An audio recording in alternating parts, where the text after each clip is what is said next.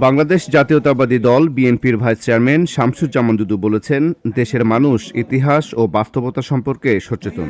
অপপ্রচার ও মিথ্যাচার করে জনগণের আস্থা অর্জন করা যাবে না। জনগণের সমর্থন বিএনপির পক্ষে রয়েছে, অপপ্রচারে লাভ হবে না।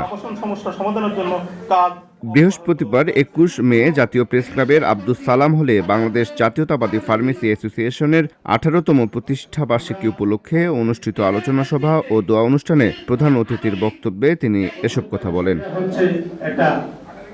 দুদু বলেন, দেশে বিভিন্ন অপকর্ম সংঘটিত হলেও একটি গোষ্ঠী সেসবের দায় সরকারের ওপর চাপানোর চেষ্টা করছে। তারা ইসলামকে ব্যবহার করে ইসলামের বিরুদ্ধেই ভূমিকা পালন করছে এবং মিথ্যা ছাড়া তাদের আর কোনো রাজনীতি নেই।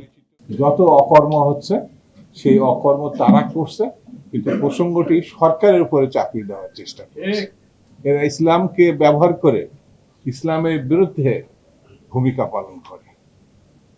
এরা এমনই একটি অংশ রাজনীতিতে, মিথ্যা ছাড়া এদের আর কিছু নাই, সেটি হচ্ছে জামাতে ইসলামী।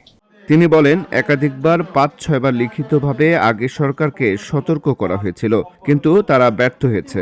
হামের মতো রোগ, যেটি আমরা নির্মূল করেছিলাম, সেই রোগও আবার ফিরে এসেছে আগের সরকারের ব্যর্থতার কারণে। এখন সরকার জরুরি ভিত্তিতে বিষয়টি গুরুত্ব সহকারে দেখছে।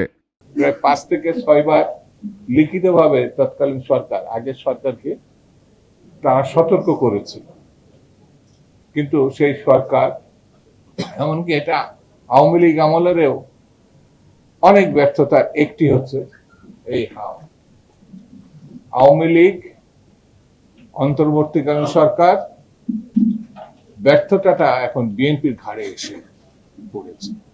জামায়াতের সমালোচনা করে দুদু বলেন, ইতিহাসের ধারায় তারা কখনো সঠিক সিদ্ধান্ত নিতে পারেনি। তিনি বলেন, দেশের মানুষ জানে ১৯৭১ সালে কারা মুক্তিযুদ্ধের পক্ষে ছিল আর কারা পাকিস্তানের পক্ষে অবস্থান নিয়েছিল। এই দেশের মানুষ জানে বলে ৭১ সালে কোনটি মুক্তিযুদ্ধ, কোনটি লড়াই আর কোনটি করা দরকার সেটা ৭১ সালে তারা করেছে। এ সময় নেতাকর্মীদের উদ্দেশ্যে দুদু বলেন, কোথাও অপকর্ম হচ্ছে কিনা সেদিক নজর রাখতে হবে। অপরাধীদের রাজনৈতিক পরিচয় না দেখে আইনের হাতে তুলে দেওয়ার আহ্বানও জানান তিনি।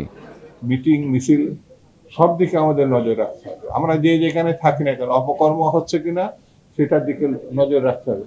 আনুর রাশাদ, ভিওডি বাংলা, ঢাকা।